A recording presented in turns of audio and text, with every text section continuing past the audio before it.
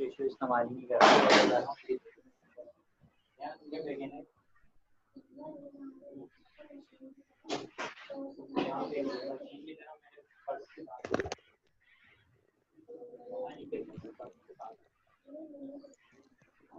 किसने भेजे थे? तो हम लोग लैब नंबर 1 की बात कर चुके थे। अब आते हैं लैब नंबर 2 में कि लैब नंबर 2 में हमने करना क्या है।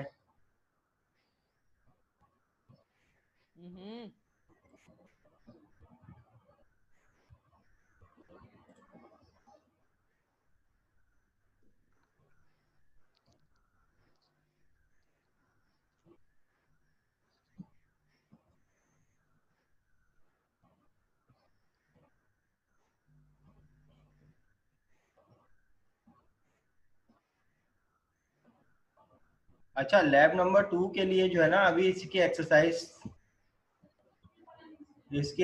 पे आने से पहले जो है वो जाहिर सी बात है कुछ स्टूडेंट्स ने लैब नंबर 2 नहीं देखी, तो उसको गो थ्रू कर लेते हैं कि लैब नंबर 2 में करना किस तरीके से काम। तो एसक्यूएल सर्वर जो है वो आप लोगों का इंस्टॉल अगर हो जाए तो इंस्टॉल होने के बाद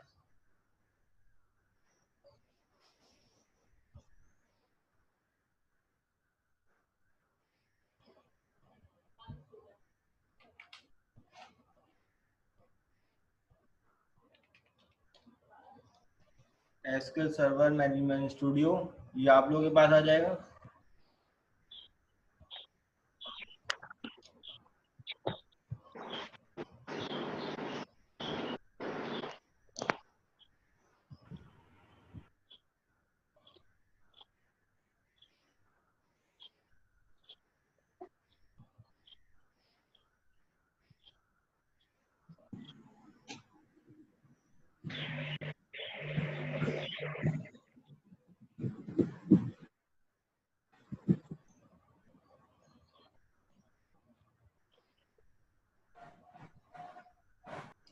अब क्लास सबसे पहले जो है ना हमारे पास एसक्यूएल सर्वर में ये वाली विंडो आती है। अच्छा क्लास, इससे पहले एक दफा एक्नॉलेज कर दें कि सबको मेरी आवाज क्लियर आ रही है या नहीं, ताकि मैं कंटिन्यू करूं। ठीक है, तो सबसे पहले हमारे पास ये वाली विंडो आती है। इसमें हमसे पूछता है कि भाई सर्वर टाइप क्या है, what type of server. Then उसके बाद हमसे पूछता है सर्वर नेम क्या है। सर्वर नेम बेसिकली आपका सिस्टम एडमिन नेम भी हो सकता है, आपका कोई लोकल आईपी एड्रेस भी हो सकता है। सर्वर नेम बेसिकली एक डॉट का कीवर्ड जो कि बाय डिफॉल्ट सर्वर होता है, डॉट, जिसको हम लोग ये डॉट कहते हैं, ये भी हो सकता है। और इसी तरीके से एक कीवर्ड होता है लोकल का, इस तरीके से। तो ये भी आपका एज अ सर्वर हो सकता है। एक ये होता है, एक डॉट होता है, और इसी तरीके से एक आपका सिस्टम एडमिन नेम हो सकता है, और एक आपका लोकल आईपी एड्रेस हो सकता है। हाँ, सर्वर नेम चेंज तो कर सकते हैं, लेकिन आपको बताना पड़ता है पहले ना इंस्टॉलेशन के टाइम। देखें, इंस्टॉलेशन के टाइम आप लोगों के पास एक ऑप्शन आता है मिक्स टू मोड और एक SQL server mode. Mix two mode में हमारे पास दो ऑप्शन होते हैं, सही है। मिक्स टू मोड में आपका नहीं, देखें तूबा, मैंने आपको बताया ना कि सर्वर नेम में हमारे पास दो ऑप्शन हो सकते हैं। सर्वर नेम में चार ऑप्शन हो सकते हैं कि भाई एक आपका सिस्टम एडमिन नेम हो जाएगा, सही है, जो कि आप ये खुद ही डिसाइड करता है। देन उसके बाद एक जो होता है वो हमारे पास आपका सिस्टम लोकल आईपी एड्रेस। हर सिस्टम का कोई ना कोई लोकल आईपी एड्रेस हो सकता है। और इसी तरीके से एक होता है डॉट और एक होता है लोकल। ये चार तरीकों से आप अपने सर्वर नेम बता सकते हैं। वरना नॉर्मली हम लोग जो हमारा सिस्टम का नेम होता है, पीसी का नेम होता है, वो बेसिकली हमारा as a server name use हो रहा होता है। हमारे पास दो ऑप्शन होते हैं, एक मिक्स टू मोड और एक SQL server mode. Mix two mode में हमें दो टाइप के ऑथेंटिकेशन मिलती हैं, एक एसक्यूएल सर्वर ऑथेंटिकेशन और एक विंडोज ऑथेंटिकेशन।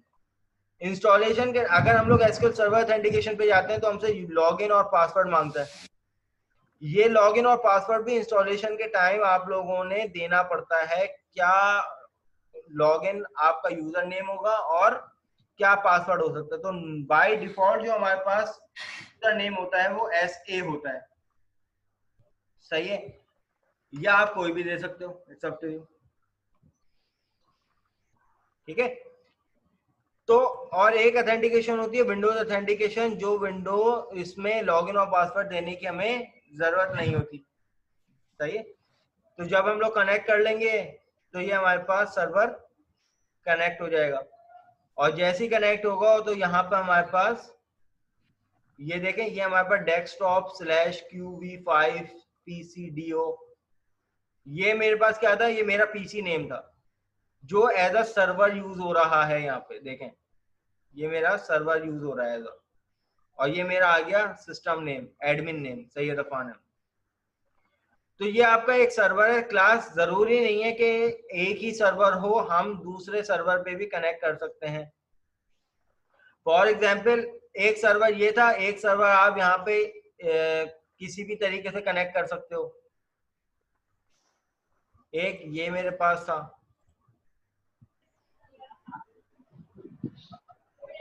तो अब देखें क्लास, यहाँ पर मेरे पास 2 सर्वर हो गए। ये एक अलग सर्वर है, इस पे जो डेटाबेस अलग होंगे, ये एक अलग सर्वर है, इस पे डेटाबेस अलग होंगे। ये समझाने का मकसद है। इसी तरीके से कई कई सर्वर जो आपके वैलिड सर्वर हैं वो यहाँ पे ऐड हो सकते हैं। अब देखें यहाँ पर ये एसक्यूएल एक्सप्रेस, ये एक अलग सर्वर है, और इसी तरीके से ये एक एसक्यूएल, ये 2 अलग अलग सर्वर हैं। देखें इसकी डिटेल में सिर्फ आप लोगों को वैसे ही बता रहा हूँ, ठीक है, ताकि इन केस अगर कोई डेटाबेस में या एसक्यूएल सर्वर में घुसना चाहे तो ये चीजें, बेसिक चीजें होती हैं, पता होनी चाहिए।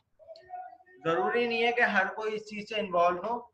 ये सिर्फ अभी ये बताना चाह रहा हूँ कि टूल के बारे में बेसिकली बता रहा हूँ कि भाई एसक्यूएल सर्वर टूल था, उसमें सबसे पहले हमें server name add database type add करनी पड़ती है, उसके बाद सर्वर नेम देना पड़ता है, और उसके बाद ऑथेंटिकेशन, ये 3 चीजें देनी पड़ती है,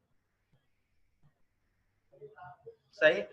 अब सर्वर कितने भी हो सकते हैं, हर कंपनी का अपना सर्वर होता है, हर इदारे का अपना सर्वर होता है, और हर कंपनी का अपना एक डेटाबेस होता है। तो मैं यहाँ पे इसको सेलेक्ट करके इस सर्वर को बंद कर दूंगा। अब इस टाइम मेरे पास एक ही सर्वर है। अब इस सर्वर पे बना हुआ है डेटाबेस। अब ये मेरे पास पहले से मौजूद डेटाबेस हैं, आप अपना डेटाबेस क्रिएट करेंगे तो राइट क्लिक करके न्यू डेटाबेस,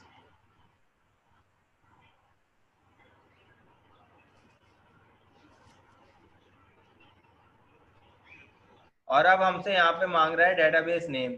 क्या भाई डेटाबेस क्या नेम रखना चाह रहे हो, आपकी अपनी मर्जी। मैं यहाँ पर PAF कीट के नाम से जो है वो एक डेटाबेस बना दूंगा। अब यहाँ पे हमसे पूछ रहा है कि भाई आपने किस जगह सेव करना है, तो आपकी अपनी मर्जी, कहीं भी सेव करवा लो। अच्छा, ये 2 चीजें क्या आ रही हैं, सही है, इस चीज को भी देखें।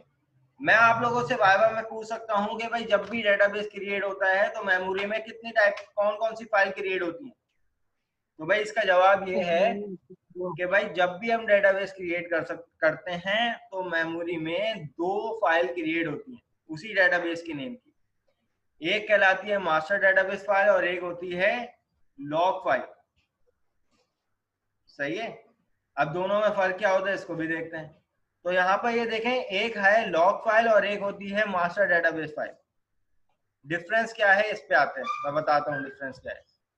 मास्टर डेटाबेस फाइल में आपका एक्चुअल डाटा होता है कि जितने भी टेबल, स्टूडेंट, डिपार्टमेंट, एम्प्लॉयज, जितने भी फला फला टेबल्स वगैरह होते हैं, और उन टेबल्स में रिकॉर्ड्स के एम्प्लॉय का रिकॉर्ड, स्टूडेंट का रिकॉर्ड, सही है, डिपार्टमेंट का रिकॉर्ड और अदर एम्प्लॉय स्टाफ का रिकॉर्ड।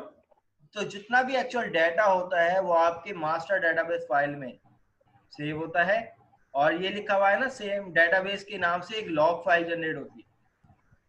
इस लॉग फाइल का क्या मतलब होता है कि जब भी इन केस आपका डेटाबेस क्रैश हो जाता है तो वो अपने डेटाबेस को रिकवर करने के लिए आपको ये लॉग फाइल की जरूरत पड़ती है। सही है। मास्टर डेटाबेस फाइल में क्या होता है, आपका एक्चुअल डाटा होता है, ठीक है। और लॉग फाइल में क्या होता है आपका, लॉग फाइल जो है वो बेसिकली आपके डेटाबेस को रिकवर करने के लिए होती है। मैं आपको बताता हूँ ये फाइल कहाँ क्रिएट होती है। सर नॉट एप्लीकेबल मतलब कहाँ लिखा हुआ है नॉट एप्लीकेबल, फाइल ग्रुप, ये लॉग फाइल है ना, एक्चुअल डाटा इसमें, ये सिर्फ हम लोग रिकवर करने के लिए हम लोग इसको इस्तेमाल करते हैं। इसमें इतनी डिटेल जाने की जरूरत नहीं है वैसे, ये सिर्फ अभी आप लोगों से नॉर्मली ये बस पता होना चाहिए कि भाई जब भी डेटाबेस क्रिएट करते हैं तो हमारे पास दो टाइप की फाइल क्रिएट होती है। तो अब मैं यहाँ पर अपने सर डेटाबेस एक को फाइल भी क्रिएट तो यूज हो करता हूँ, सकती है। ये मेरे पास डेटाबेस क्रिएट हो गया पीएफ कीट के नाम से। अब ये अलग पूरा इसका हिसाब किताब है, अल्लाह भी वाला भी गए, इसके अंदर कॉल आ रही, जल्दी जाओ। 85 टेबल बन सकते हैं, सही है। याद रखिएगा कि हर कंपनी का एक ही डेटाबेस होता है, हर कंपनी का एक ही डेटाबेस होता है, भले से सर्वर उसके डिफरेंट हो, सही है। सर्वर से मुराद सिस्टम्स। नादरा की बात कर लो आप लोग, नादरा बेसिकली क्या है, ओवरऑल एक ही डेटाबेस है। लेकिन जो बंदा अगर कराची से रजिस्टर्ड होता है तो क्या वो लाहौर से अपना डाटा फैच नहीं कर सकता, क्या वो इस्लामाबाद में अपना डाटा नहीं फैच कर सकता, कर सकता है। वहां से भी एडिटिंग हो सकती है, यहाँ से भी एडिटिंग हो सकती है, ऑनलाइन भी हो सकती है। अच्छा ओएस कह रहे हैं सर एक फाइल यूज नहीं हो सकती, कौन सी एक फाइल, डेटाबेस की फाइल की बात कर रहे हो आप?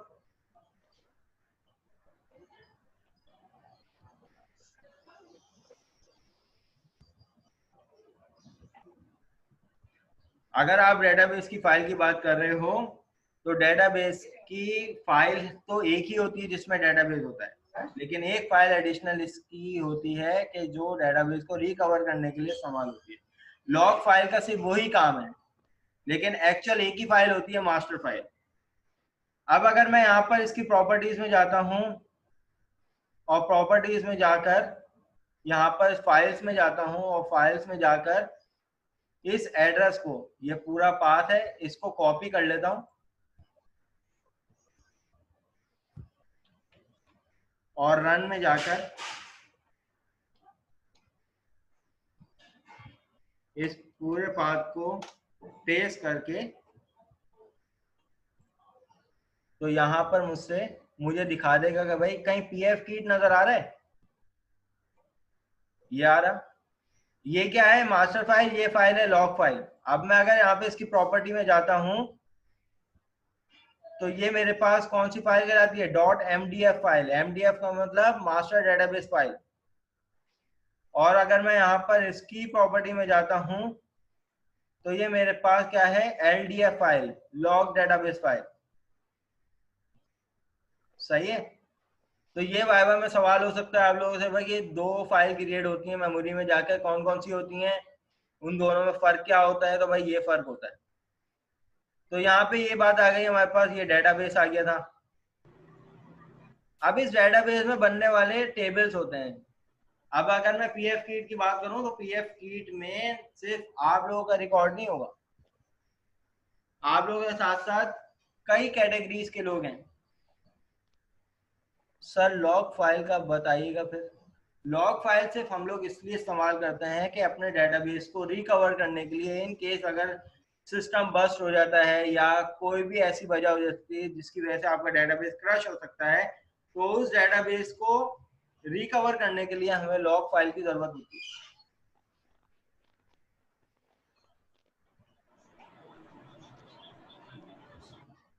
मास्टर फाइल पर काम क्यों करेंगे, हम अपना डेटाबेस बनाकर काम करेंगे ना। देखो अब्दुल्ला हमेशा याद रखो कि जब भी किसी चीज पर काम होता है, किसी चीज पर काम होता है तो उसका बैकएंड कोई ना कोई स्टोरेज तो होती है। अब तुम अपने डेटाबेस को क्या स्टोर नहीं करवाओगे, यानी अब तुमने कोई डेटाबेस पे इम्प्लीमेंटेशन की, अपना सिस्टम बंद कर दिया, कल को दोबारा खोलोगे तो वो डाटा कहाँ मौजूद है, वो आपकी उसी फाइल में डाटा मौजूद है और उसी फाइल से डाटा एक्सेस होके आपके पास आ रहा है।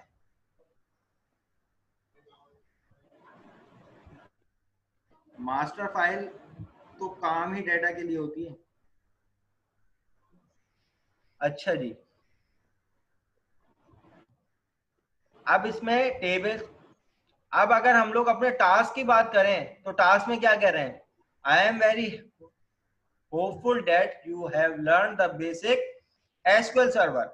यहाँ पे एमएस एक्सेस लिखा हुआ है, बेसिक्स जो है वो हमने एसक्यूएल सर्वर की पढ़ ली, लेक्चर्स में पूरा बताया हुआ है। Now you are asked to design the database for your project.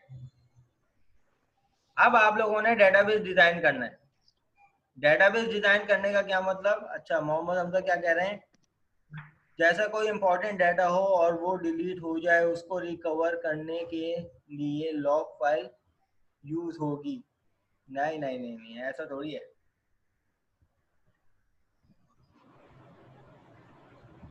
Data तुम्हारा अगर डिलीट हो गया वो तो परमानेंट डिलीट हो गया ना, वो तो तुम्हारी परमिशन से डिलीट हुआ है,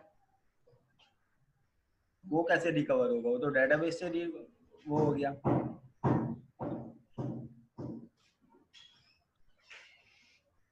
देखो हमारी परमिशन से नहीं हुआ, हमारे पास डेटाबेस मौजूद था, सही है, डेटाबेस हमारा किसी वजह से जो है वो खराब हो जाता है, बस्ट हो जाता है या कुछ भी हो जाता है, खुद ही करप्ट हो जाता है। अब सर्वर पे तो डेटाबेस है, उस सर्वर पे रिकवर करने के लिए हमें लॉग फाइल की जरूरत होती है। तो ये तो सिस्टम एडमिनिस्ट्रेशन का काम है ना, ये तो आप डेटाबेस एडमिनिस्ट्रेशन में चले गए। डेटाबेस एडमिनिस्ट्रेशन एक अलग पूरी फील्ड है, पूरी दुनिया है कि उसमें डेटाबेस को सिक्योरिटी प्रोवाइड करने के लिए हम लोग काम करते हैं। कैसे आप डेटाबेस को सिक्योर कर सकते हो, ये तो पूरी एक अलग कहानी है। किसी भी कंपनी में डेटाबेस एडमिन सिर्फ एक ही बंदा होता है, इसीलिए सारी अथॉरिटीज उसके पास होती हैं। सिस्टम एडमिन एक अलग चीज है, डेटाबेस इटसेल्फ एक अलग चीज है, ये दो अलग अलग फील्ड है। जैसे नेटवर्किंग एक अलग चीज है और नेटवर्क सिक्योरिटी एक अलग फील्ड है। और यहाँ पर अभी ऑब्जेक्ट ओरिएंटेड प्रोग्रामिंग में आप लोग सिर्फ अपनी क्रूड एप्लीकेशन की हद तक ही डेटाबेस पढ़ोगे। डेटाबेस एसक्यूएल सर्वर एक्चुअल में आप लोग पढ़ोगे अपने 4th सेमेस्टर में, आई थिंक, जब आप डेटाबेस मैनेजमेंट सिस्टम का सब्जेक्ट पढ़ोगे तब वहां पे आप लोगों को काफी ऐसी चीजें पता चलेंगी जो अभी यकीनन ध्यान में आ रही होंगी। सही है, तो अब आप लोगों को यहाँ पर कहा हुआ है, now you are asked to design the database for your project, create table in the database according to your Windows form application which you designed the previous exercise 1। अब आप लोगों ने जो लैब नंबर 1 में जो डिजाइन बनाए होंगे, form बनाए होंगे, और उस फॉर्म में जितने भी डेटा को इंसर्ट करने वाले, यानी लॉगिन फॉर्म हो गया, साइन अप फॉर्म हो गया, इस टाइप के जितने भी फॉर्म्स होंगे ये सब डेटा एंट्री फॉर्म कहलाते हैं। इन सब को डिजाइन जो आप लोगों ने किया है तो इसके लिए डेटाबेस में टेबल्स क्रिएट होते हैं। फॉर एग्जांपल मुझे लॉग इन साइन अप करना है, तो साइन अप करने के लिए मुझे फर्स्ट नेम रिक्वायर्ड है, लास्ट नेम रिक्वायर्ड है, ईमेल एड्रेस रिक्वायर्ड है और पासवर्ड रिक्वायर्ड है और फोन नंबर रिक्वायर्ड है। तो अब ये फॉर्म तो बन गया। अब डेटाबेस में बैकएंड पे इन्हीं तमाम फील्ड्स के क्या बनते हैं, टेबल बनते हैं। और टेबल आप कैसे बनाएंगे, राइट क्लिक करेंगे टेबल्स पर और ये आपके सामने टेबल आ जाएगा। ये है कॉलम नेम, हर कॉलम की कोई ना कोई डेटा टाइप होगी और उस पे अलाउ नल या नॉट नल का कंस्ट्रेंट लगता है। डेटा टाइप क्या है, कॉलम का नेम क्या है, डेटाबेस की टर्म में हम लोग कॉलम को एट्रीब्यूट कहते हैं और रॉ को कहते हैं टपल। क्या कहते हैं, टपल, TUPLE। सही है, नोट डाउन करते रहिएगा चीजों को।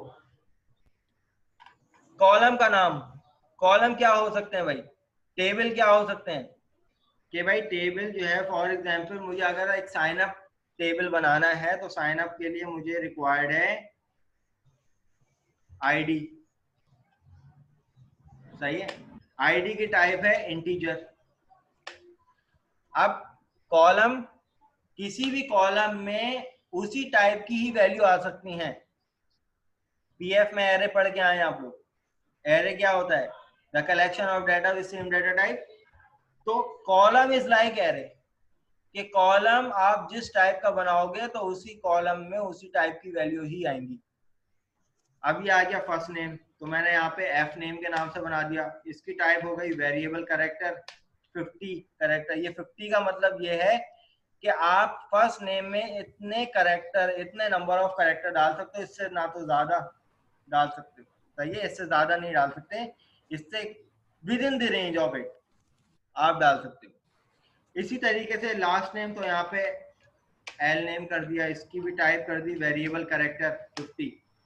और क्या मांग सकते हैं भाई? हमसे मांग सकते हैं ईमेल साइन अप पैनल पे, तो यहाँ पे हमने इसकी टाइप भी वेरिएबल कैरेक्टर कर दी, क्योंकि इसमें सिंपल कैरेक्टर भी आते हैं। और user name is like email, आपकी मनमर्जी है, यूजर नेम भी लेना चाहो ले लो, हम नहीं ले रहे, आप लोग ले लेना। यहाँ पे आ गया पासवर्ड और इसकी टाइप भी वेरिएबल कैरेक्टर। अब ये हमने एक टेबल बना दिया।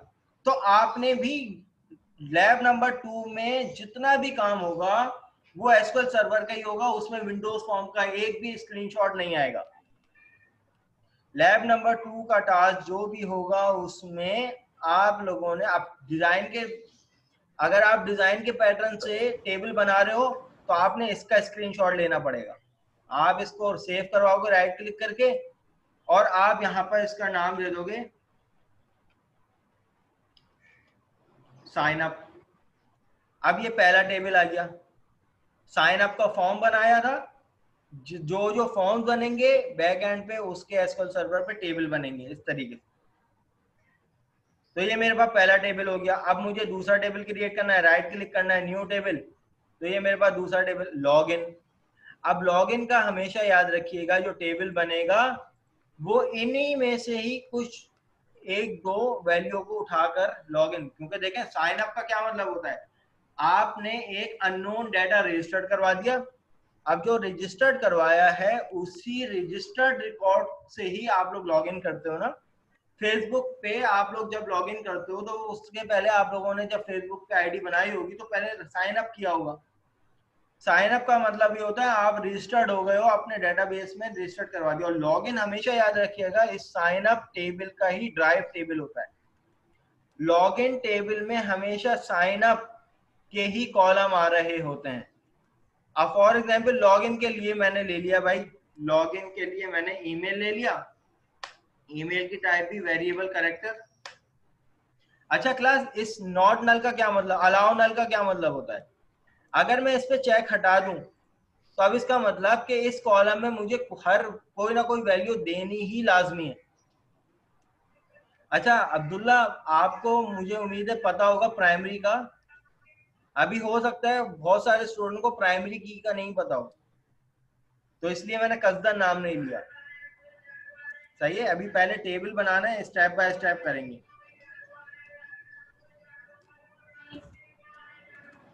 अच्छा जी, तो ये हमारे पास ईमेल आ गया। अब इसी तरीके से हम चाहते हैं कि भाई पासवर्ड, ईमेल और पासवर्ड से हमारे पास क्या हो जाएगा, वैल्यू। अब याद रखिएगा जो डाटा टाइप आपने साइन अप के अंदर रखी हुई है वही डाटा टाइप आप लॉगिन के अंदर रखेंगे, क्योंकि हमें फिर वैल्यू चेंज हो जाएगी। अब इस टेबल को राइट क्लिक करके सेव करवाने, तो इसको नाम दे दें आप लोग लॉगिन। ये दो टेबल हो गए। ऐसे जितने नंबर ऑफ फॉर्म्स आप लोग क्रिएट करेंगे। अब मैं अगर वापस उस पे जाता हूं तो यहाँ पर क्या लिखा हुआ है कि create a table in the database according to your Windows form application we should design the previous exercise 1। अच्छा जी, इब्राहिम क्या कह रहे हैं, सर जहां पर राइट क्लिक करके आपने सेव किया है वहां पर ओपन कंटेनिंग फोल्डर का ऑप्शन भी आ रहा है, लेकिन उस पर क्लिक करने पे फोल्डर खुल रहा है। कहाँ की बात कर रहे हो? मैंने तो यहाँ पे किया है, राइट क्लिक करके इसको सेव करवा लिया। यहाँ पे राइट क्लिक करके सेव का बटन आता है, सेव।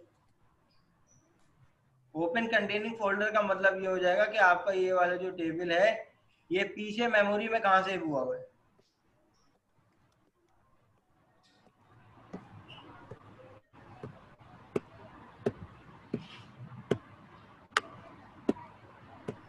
चलो थर्ड टेबल बनाते हैं।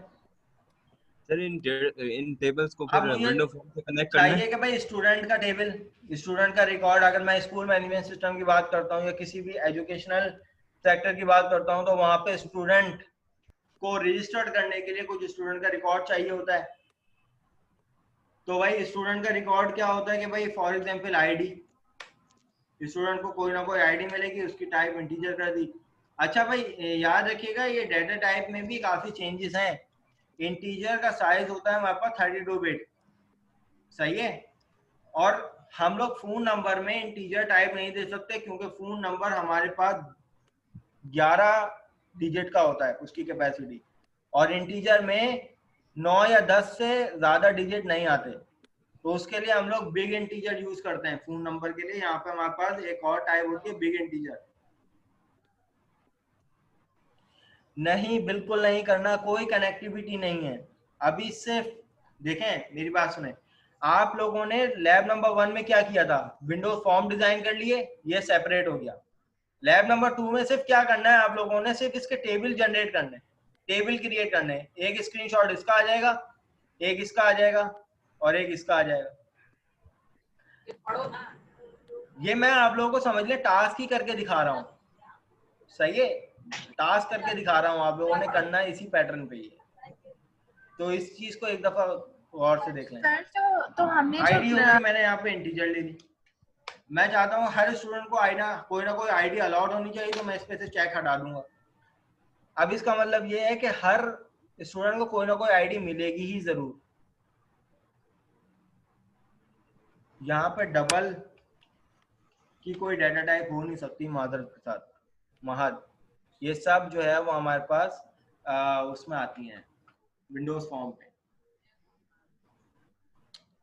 फुरकान में कर सकता हूँ, प्राइमरी की कर सकता हूँ, लेकिन प्राइमरी की का एक पूरा कॉन्सेप्ट है, वीडियो लेक्चर में मौजूद है, सही है। अभी मैं और प्राइमरी की में पढ़ूंगा ना, फर्दर मजीद इसकी डेप्थ में चले जाऊंगा तो हमारा मुद्दा पूरा नहीं हो पाएगा, क्योंकि हर स्टूडेंट को अभी प्राइमरी की का कॉन्सेप्ट नहीं पता कि प्राइमरी की है क्या। सिर्फ यूनिकली आइडेंटिफिकेशन के लिए प्राइमरी की यूज नहीं होती, रिलेशनशिप भी बनते हैं इससे। अभी रिलेशनशिप पे आते हैं ना बात, क्योंकि हमारा अगला मोटिव यही है टास्क का कि आपने रिलेशनशिप भी बताने हैं कि make a relationship between the according to the scenario and store some random data in it and run all queries like select, insert, update, delete, inner join. ये एक बहुत बड़ी लैब है हमारे पास, लैब नंबर 2। अभी तो क्यूरीज भी किसी को नहीं पता होंगी। भाई ये कीड़े मकोड़े नहीं मारो, भाई कौन कर रहा है ये? नहीं करो, ये मिटाओ।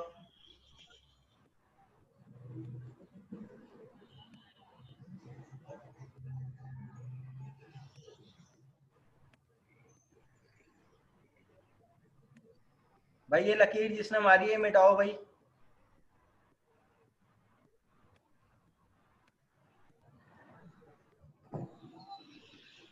अच्छा,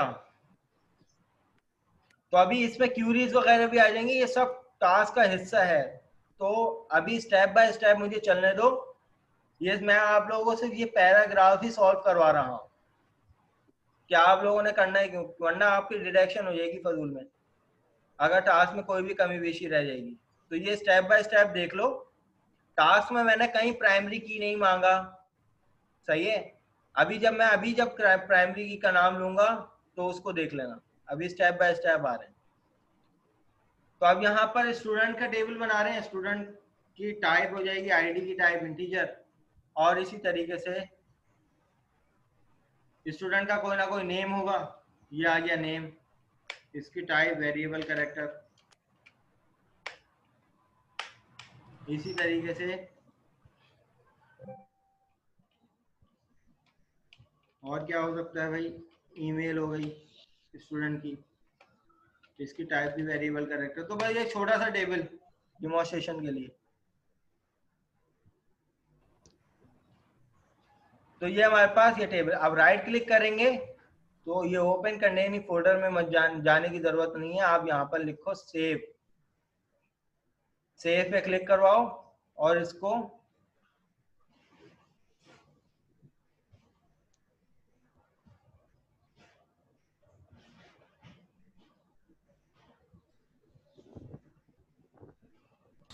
यहाँ पर स्टूडेंट के नाम से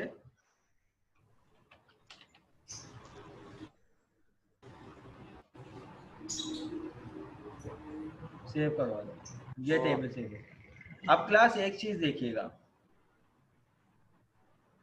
कि आप लोगों ने इसमें एक डेटाबेस, यानी ये 3 टेबल हमने बना लिए ना, हम 3 टेबल ये सेपरेटली यहाँ पे बने हुए हैं। अगर मैं अपने डेटाबेस को रिफ्रेश करूं तो यहाँ पे देखिएगा क्लास ये, अच्छा एक चीज और, ओहो एक मिस्टेक ये कर दी, नहीं ये टेबल, ये टेबल जो है वो हमारे पास यहाँ पर 3 क्रिएट हो गए, लॉगिन, साइन अप और स्टूडेंट्स। अब यहाँ पर एक चीज आती है डेटाबेस डायग्राम। ये डेटाबेस डायग्राम क्या होती है बेसिकली, राइट क्लिक करें न्यू डेटाबेस डायग्राम और इसको यस कर दें। जैसे ही आप यहाँ पे यस करेंगे तो आपके इस डेटाबेस में बने हुए जितने भी टेबल्स होंगे यहाँ पे लिस्ट डाउन हो जाएंगे। आप यहाँ पे तीनों को सेलेक्ट करें और ऐड करवा दें और इसको क्लोज करवा दें। अब आप यहाँ पे देखें ये टेबल का रिलेशनशिप बताती है कि भाई टेबल के दरमियान क्या रिलेशनशिप है। क्या कोई रिलेशनशिप नजर आ रहा है? नहीं आ रहा भाई, ना तो लॉगिन और साइन अप में कोई रिलेशनशिप है, ना स्टूडेंट में। ये तीनों अलग अलग टेबल जो है वो बने हुए। सही है। अब हमें जो यहाँ पे कहा हुआ है कि टेबल के दरमियान रिलेशनशिप, तो भाई इस चीज को समझो कि भाई रिलेशनशिप बनते क्यों है। सही है, रिलेशनशिप बनते क्यों है। अब अगर मैं छोटी सी एग्जांपल दूं आप लोगों को, हाँ यार नेट डिस्टर्ब हो सकता है, सही है। अच्छा तो भाई इतनी हाई क्लास की इंग्लिश मुझे तो समझ में नहीं आती। इस रिडंडेंट का क्या मतलब होता है? रिपीट ना हो, सही है, बिल्कुल सही है, रिपीट ना हो, तो इसलिए रिलेशनशिप बनाते हैं।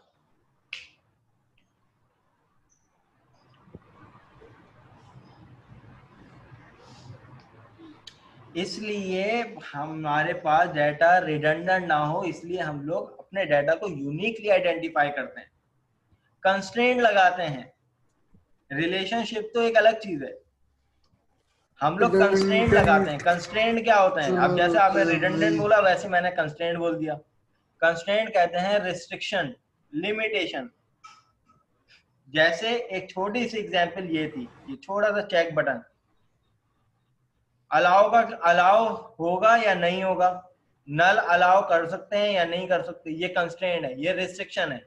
अगर मैं इस पे चेक लगा दूंगा तो आप अलाउ कर, मतलब नल अलाउ कर सकते हैं, इसको एम्प्टी छोड़ सकते हैं।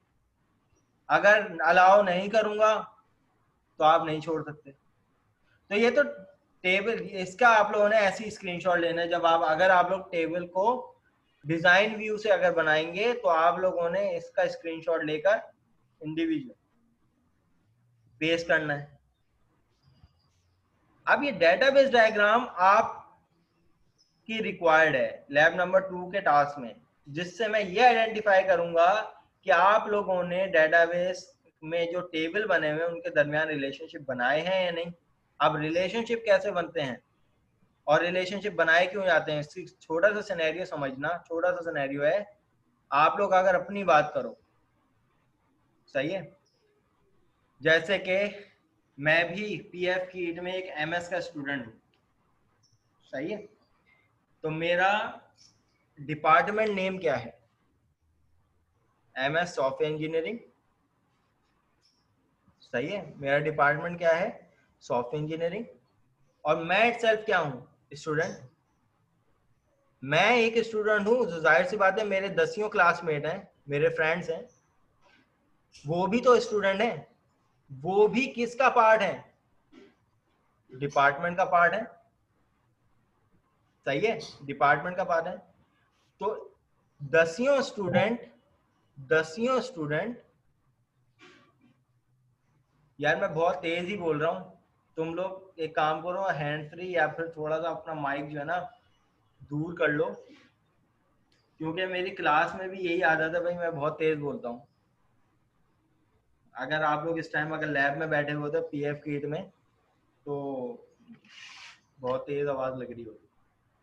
वेल,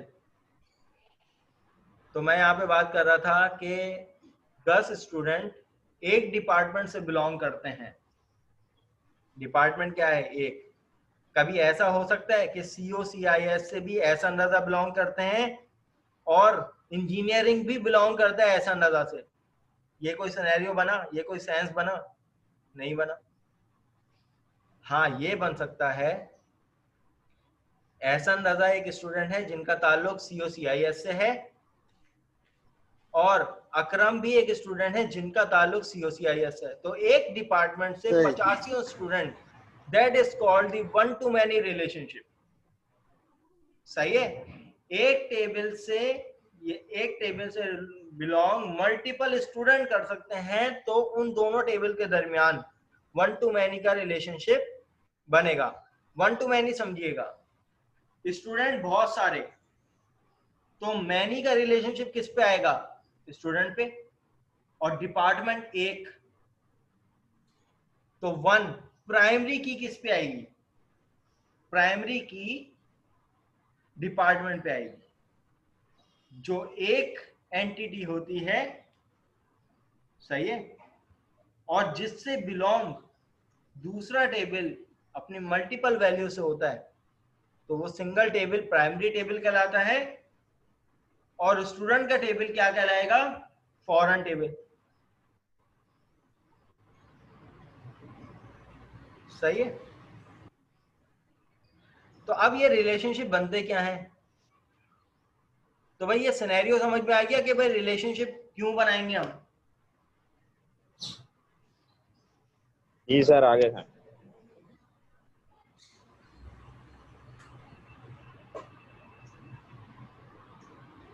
जी क्लास।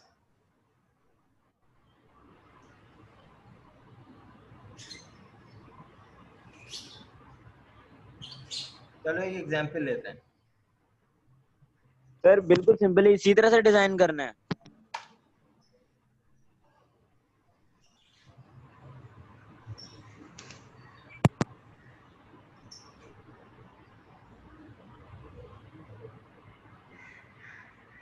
अच्छा क्लास, आप लोगों का 1 मिनट रह गया, सेशन एंड हो जाएगा, दोबारा कनेक्ट हो जाइएगा इस सेशन के बाद।